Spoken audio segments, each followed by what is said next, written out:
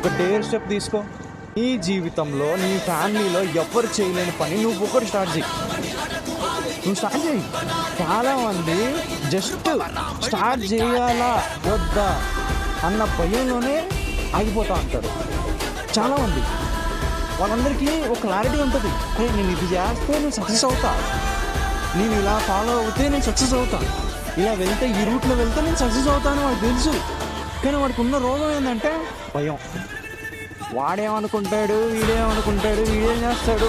నీ ఎబిలిటీ నీకు మాత్రమే తెలుసుద్ది.